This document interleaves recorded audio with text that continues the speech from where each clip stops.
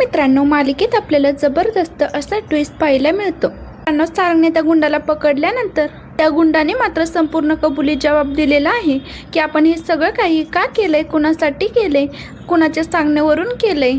आपल्याला हे सगळं काही राजकुमारने सांगितलं होतं आणि राजकुमारने कशा प्रकारे सावलीच्या बाळाला मारायला सांगितलं होतं आणि ही जी काही मुलगी आहे ना, ती मुलगी तुमचीच आहे जिला मी पळवलं होतं। हे ऐकल्यानंतर मात्र सारंग आणि सावली यांच्या पायाखालची जमीन हादरली आहे। सारंगला पहिल्यांदा समजलं आहे की सावली प्रेग्नेंट होती। आता सावलीला समजलं आहे की आपली मुलगी जिवंत आहे आणि ती ओवीच आहे, कारण त्या गुंडाने असे काही खुलासे केलेत की सावलीला आपल्या कानावरती विश्वासात बसायला तयार नसतो, पण हा कुठेतरी विटुराया आहे या गोष्टीवरती मात्र तिचा विश्वास बसलेला असतो। तर मित्रांनो, हे सगळं काही कसं घडलं आज आपण या व्हिडिओमध्ये जाणून घेणार आहोत, त्यामुळे व्हिडिओ अजिबात स्किप न करता शेवटपर्यंत नक्की पहा। चला तर मग व्हिडिओला सुरुवात करूया। तर मित्रांनो, आता सारंगला अमृता म्हणू लागते की काय रे, तू असं का केलंस? आता ओवी तुझ्यावर खूपच चिडलेली आहे, ती बोलली का तुझ्याशी? त्यावरती सारंग म्हणू लागतो की नाही वहिनी, ती बोलली नाही माझ्याशी, पण तिला ताप भरलाय आणि तिला खूप खोकला सुद्धा येत होता। हे सगळं काही मला अबीरकडून कळालं। हे सगळं काही ऐकून मात्र अमृता खूपच काळजीत पडते। अमृता म्हणू लागते की सारंग काय करणार आहेस तू? तर सारंग म्हणू लागतो की वहिनी, मी माझ्या लेकीसाठी तिकडे जाणार। तर अमृता म्हणू लागते की सारंग, मी मगाशी बबलूशी सुद्धा एक गोष्ट बोलले आणि आता तुझ्याशी बोलते। त्यावरती सारंग म्हणू लागतो की वहिनी, कशाबद्दल बोलतेस तू? तर अमृता म्हणू लागते की मी ज्या गोष्टीबद्दल बोलते ना, ती गोष्ट कदाचित तुझ्यासाठी शॉकिंग असेल। अरे सारंग, तू ज्याप्रमाणे सावलीला खोटं सांगितलंस ना, सुशीला वहिनी तुझी बायको आहे, पण तसंच खोटं जर का तिने सांगितलं असेल तर? त्यावरती सारंग म्हणू लागतो की नाही नाही, तुझा काहीतरी गैरसमज झाला असेल। नाही म्हणजे ती माझ्याशी का खोटं बोलेल? तिला माझ्याशी खोटं बोलण्याची काहीच गरज नाही आहे ना। त्यावरती अमृता म्हणू लागते की का नाही बोलणार? म्हणजे हे सगळं काही जे काही चाललंय ना सारंग, ते सगळं काही तुमच्या दोघांचं चाललेलं आहे, याच्यामध्ये ती सुद्धा तुझ्याशी खोटं बोलू शकते ना। त्यावरती सारंग म्हणू लागतो की नाही नाही, तिचं लग्न ऑलरेडी झालेलं आहे। त्यावरती अमृता म्हणू लागते की नाही सारंग, तसं काही नाही, म्हणजे तू कसा बनाव केला, सुशीलाला सावली समोर बायको म्हणून उभं केलं म्हणून तिने सुद्धा तसंच केलं असेल, तुला वाईट वाटू नये म्हणून। त्यावरती सारंग म्हणू लागतो की नाही नाही, म्हणजे मला आधी समजलं ना, अबीर तिचा आणि व्यंकटेशचा मुलगा आहे।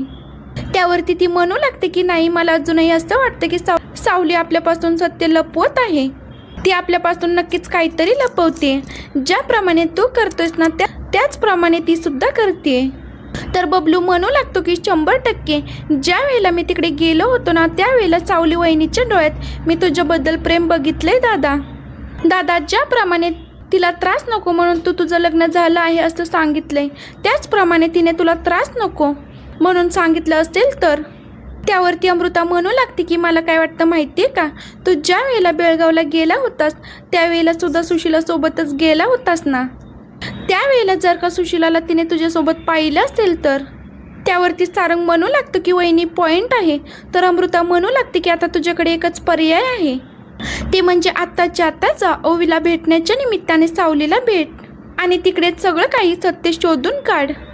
आणि तुला अजून एक गोष्ट करता येईल, तुला जर का अबीरची बर्थ डेट सापडली ना, तर अजूनच आणखीच गोष्टी क्लिअर होतील। त्यावरती सारंग म्हणू लागतो की वहिनी कशाबद्दल बोलतेस तू? तर अमृता म्हणू लागते की कदाचित सावली इथून निघाल्यानंतरच प्रेग्नेंट असेल तर? ही गोष्ट मात्र सारंगला एकदम शॉकिंग वाटते। सारंग विचारू लागतो की वहिनी असं असू शकतं का? खरंच नियती माझ्यासोबत इतका नाही करू शकते का? मला तर विश्वासच नाहीये। तर अमृता म्हणू लागते की तुला नसेल, पण माझा पूर्णपणे विश्वास आहे। जा सारंग, तू आत्ताच्या आत्ता जा आणि ओवीच्या भेटीनिमित्त सगळं काही सत्य शोधून काढ। असं म्हणत आता सारंग इकडून निघालेला आहे। तर इकडे मात्र सगळेच जण रात्री आंधळी कोशिंबर खेळू लागतात। त्याचं मात्र ओवीवरती बारीक लक्ष असतं आणि त्याच वेळेला अबीरचं लक्ष मात्र त्या खंड्याकडे जातं। आता ओवी कुठे कुठे जाऊ लागते, त्याच ठिकाणी खंड्या त्याच दिशेने जाऊ लागतो। आता अबीर मात्र सावलीला ही सगळी काही गोष्ट सांगतो।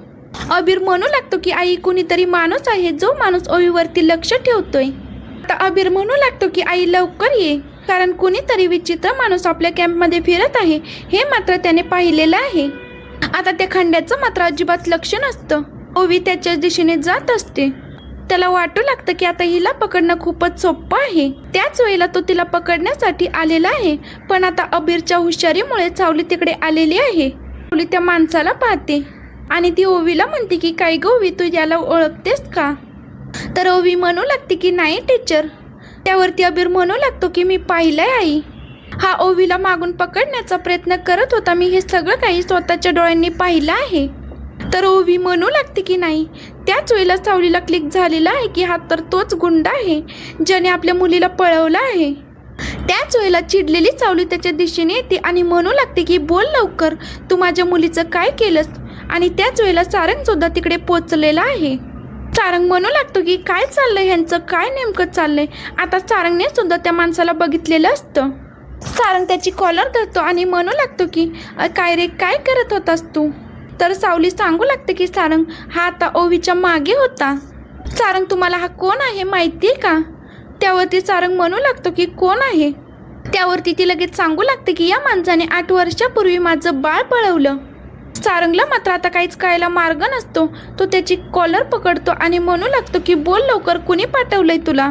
सांगू लागतो की त्यावेळेला मला राजकुमार सरांनी पाठवलं होतं, पण आता मला पाठवणारी व्यक्ती दुसरी तिसरी कुणी नसून मोनिका मेहेंदळे आहे. तर सारंग म्हणू लागतो की खोटं बोलतोयस तू, का खोटं बोलतोयस तू, का माझ्या घरच्यांना बदनाम करतोयस? त्यावरती तो खंड्या म्हणू लागतो की मी खोटं बोलत नाहीये. खरं तर तुमच्या बायकोला विचारा. ज्या वेळेला तुमची बायको इथून निघाली होती त्यावेळेला ती प्रेग्नेंट होती. ही गोष्ट मात्र तुमच्या लक्षात आलेली नाहीये. तुम्हाला कळत नाही की तुमची बायको प्रेग्नेंट असताना तिने घर सोडलं होतं. आता सारंग मात्र सावलीकडे पाहू लागतो आणि सावलीला म्हणू लागतो की सावली काय बोलतोय हा? तर सावली सांगू लागते की सारंग सर हा जे काही बोलतोय ना ते सगळं काही खरं आहे. मी खरं तर माझ्या प्रेग्नेन्सीचे रिपोर्ट घेऊन तुमच्या घरी आले होते तुम्हाला सांगायला, पण तुमच्या भावाने काय सांगितलं, कशाबद्दल सांगितलं याची खरंच मला काही माहिती नाहीये. पण या सगळ्यामध्ये तुमच्या राजकुमार दादांनी तुम्हाला पाठवलंय, ह्याला पाठवलंय याच्यावरती मात्र मी पूर्णपणे विश्वास ठेवू शकते. त्यावरती सारंग म्हणू लागतो की बोल लवकर, तू काय केलंस? सावलीच्या बाळाचं काय केलंस? माझ्या बाळाचं काय केलंस? बोल लवकर. त्यावरती तो मात्र संपूर्ण कर्मकहाणी सांगायला लागतो. तो म्हणू लागतो की आता बेळगावच्या बसमध्ये बसल्या होत्या. ज्या वेळेला ती बेळगावच्या ट्रेनमध्ये बसल्या होत्या त्याच वेळेला मी ट्रेनमधून त्यांच्या हातामधल्या मुलीला पळवलं आणि त्या मुलीला घेऊन मी पळायला लागलो. पण त्याच वेळेला असं काही अपघात झाला. त्याच वेळेला एका माणसाच्या हातात सुद्धा एक बाळ होतं आणि त्या माणसाचा ट्रेनने अपघात झाला आणि त्याचमुळे या बाईला वाटलं की त्यांची मुलगी गेलेली आहे. त्यावरती सारंग म्हणू लागतो की काय वाटलं, कसं वाटलं, हे सगळं काही मला सांगू नको, बोल लवकर, माझी मुलगी कुठे आहे? त्यावरती खंड्या म्हणू लागतो की मी सांगेन तुम्हाला, मी तुम्हाला सगळं काही सत्य सांगेन, पण मला या सगळ्यामध्ये अडकवू नका. मी तुम्हाला एकच गोष्ट सांगत आहे की प्लीज प्लीज मला या सगळ्यामध्ये आता तुम्ही अडकवू नका. कारण जे काही केलंय ना ते सगळं काही तुमच्या भावाने आणि तुमच्या वहिनीने केलेलं आहे. मला या सगळ्यामध्ये जे काही करायला सांगितलं आहे त्यांनीच करायला सांगितलं आहे. त्यावरती सारंग म्हणू लागतो की काय बोलतोयस तू? तर तो म्हणू लागतो की मी ती पळवलेली मुलगी दुसरी तिसरी कोणी नसून त्या दिवशी तुम्ही ज्या मुलीला वाचवलंत ना ती तुमचीच मुलगी आहे. सावली आपल्या मुलीला उराशी येते. सारंगला मात्र खूप मोठा धक्का बसलाय. आता सारंगला कळलेलं आहे की ओवी आपलीच मुलगी आहे.